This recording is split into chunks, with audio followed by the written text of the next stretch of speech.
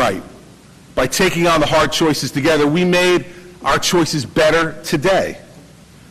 Just 3 years ago, our pension system was in ruins. Governors and the budget leaders in the legislature had been making little or no contributions to the system. As a result, the system was not sustainable. Our police officers, our firefighters, and our teachers were right to ask if their pensions would even be there when they retired. But together, on a bipartisan basis, we enacted needed and historic pension and health benefit reforms.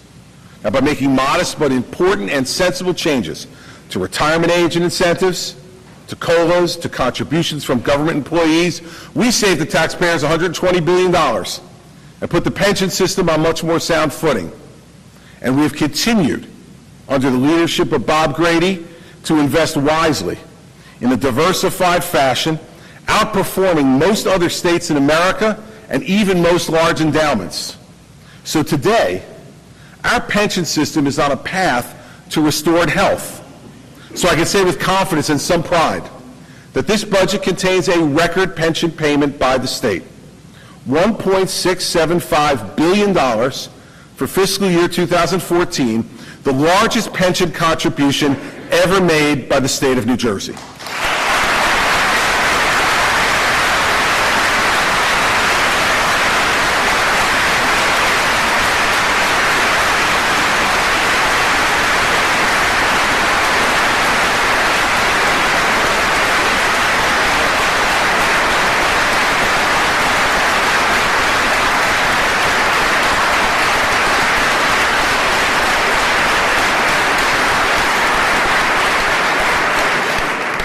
This will fund the third year of the landmark bipartisan pension reform we enacted 2 years ago, and on the terms we agreed to.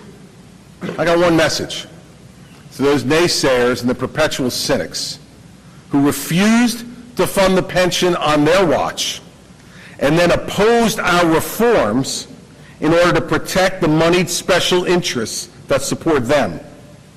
Our citizens are fortunate that your type of politics in Trenton is dying, and our pension system is alive as a result.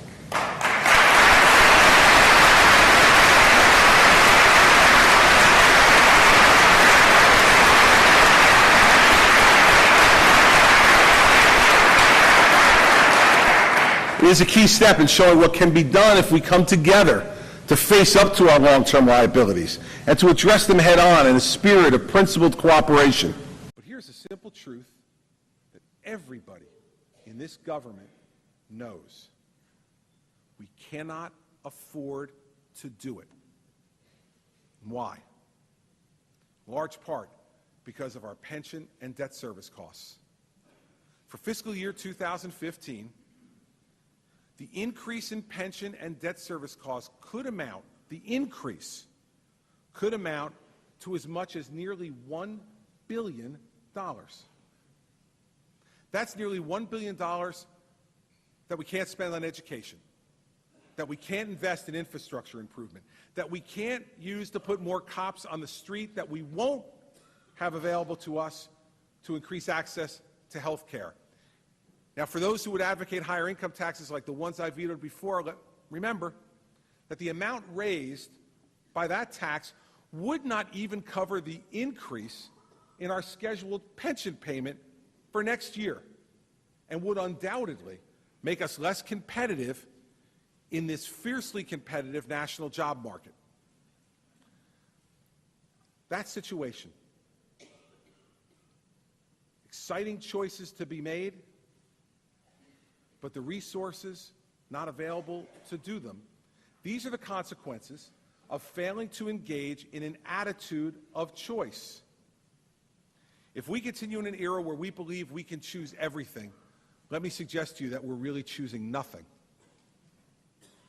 We need to have the conversation now about further changes to our pension system and about adding further to our state's already burdened debt load. You know, the time to avoid this conversation and avoid these choices is nearly over, everybody. If we do not choose to reduce our soaring pension costs and debt service costs, we will miss the opportunity to improve the lives of every New Jersey citizen, not just a select few. Now, I'm ready to engage in those conversations and help with you. That was about right. And what I said is we'll work with the actuaries to make the actuarially appropriate payment.